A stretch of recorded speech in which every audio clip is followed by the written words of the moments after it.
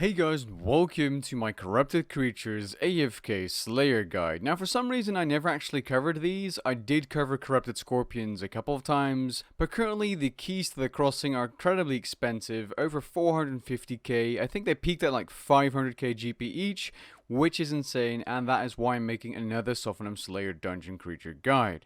So when you're ready, grab your cup of tea, sit back, relax, and enjoy. To kill these creatures, you simply need high combat stats and 103 Slayer, or if you'd like to, you can boost to 103 Slayer using a Wilder Pie. You do not need 95 plus prayer per se, but it does help in the kills per hour if you're using Turmoil. 96 Herblore is again not required, but it does help in terms of AFKing. As for useful things, again this will be pretty similar to many other Slayer tasks. You want to use a Healing Familiar if you're struggling to survive or AFK, and if you're not, you want to be using a Steel Titan or Ripper Demon for more kills per hour. The Enhanced Excalibur is again useful for extra healing just to save you food. A Vampirism Scrimshaw is almost recommended here or necessary because if you want to AFK you'll need it. A Vampirism Aura will help you if you're struggling with lower tier armor here with a Scrimshaw Vampirism just for that little bit of extra healing. But if you can AFK fully with the Vampirism Scrimshaw, a Penance Aura will make it even more AFK as you won't need to look at your prayer at all. Combination overloads are again useful, the Charming Imp of course for charms, Vital Spark drop enhancers for more Vital Sparks, which means more money, and the Enhanced Devoted perk on your armor is extremely useful to AFK here, especially if you don't have high defense, which you should probably have at 103 Slayer, but still. A Corrupted Worker has 15,000 life points, is level 113 combat, and gives 956 combat experience per kill. They also give you 653 Slayer experience per kill, meaning they are slightly worse Slayer experience than the Crocodile Axe, about 150k less per hour, but around the same common experience per hour for those wondering. They can be assigned by Simona, Kuradel, Morvan, and Laniakia aka Kia Girl, and they can also be poisoned, so Cinderbanes are best in slot. As for the drops, nothing special. Again, you'll be making the most of your money from the standard drops going into your chest automatically, and the Vital Sparks and the occasional Key to the Crossing drops, which are currently incredibly expensive. Okay, so as for the gear setup, you want to be using tier 80 plus armor here to make it easier on yourself to AFK and use less food. In fact, you'll be using no food with the Scrimshaw Vampirism and anything above tier 80, so Animacore of Zaros, Torva, Masterwork, or even Trim Masterwork like I was using.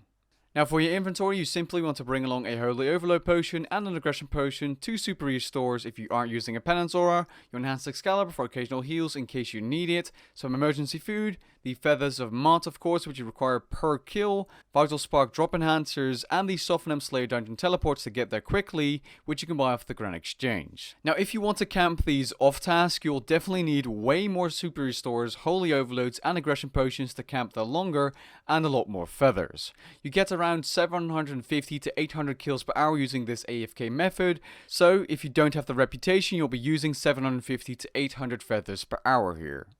A few perks that are definitely worth mentioning for this task and for Slay in general. Enhanced Devoted is useful here because you will be praying Protect against the melee or deflect melee, and for your weapon the best kind of cheap perks are Precise 6 Genocidal and Equilibrium 4 Ruthless 3.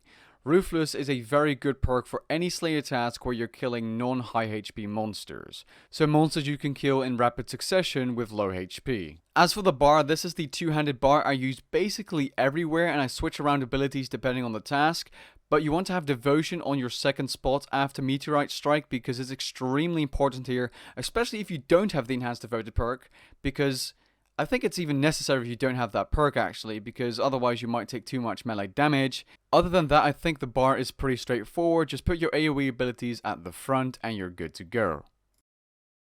As for getting there, use the Sophonim Slayer Dungeon Teleport to teleport there, which you can buy off the Grand Exchange. It's the easiest way to get there by far. And then if you need Feathers of Mott, buy them from the NPC outside. Then just run in, as you can see here, if you have the shortcut unlocked. If you do not, don't worry, I'll show you the longer route down, even though it's pretty straightforward. Also, do not forget to toggle your chest at the beginning to auto-collect the loot inside the dungeon, because this will make it much more AFK. Now this is the longer route down, it's just longer, pretty straightforward, it's a straight path, you probably can't miss it, and then you want to stand in this spot.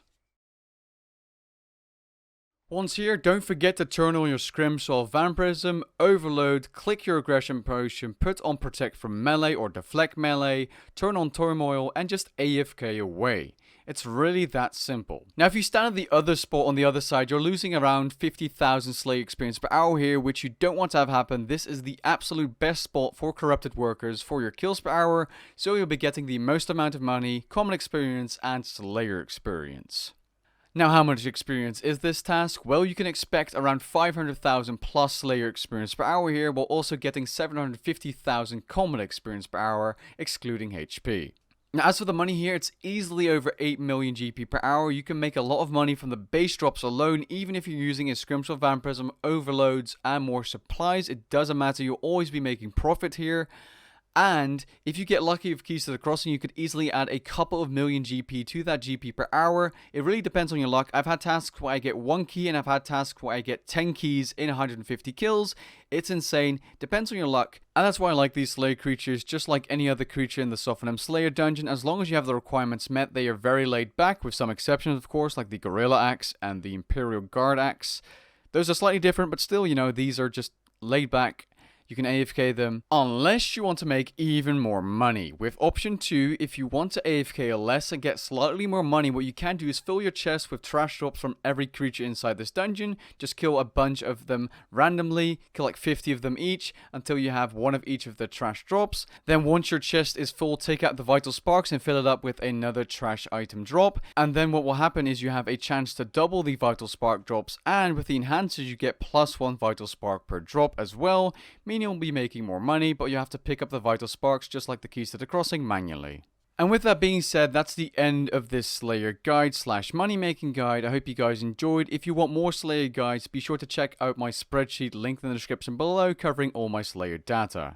Catch you guys in the next one. Peace.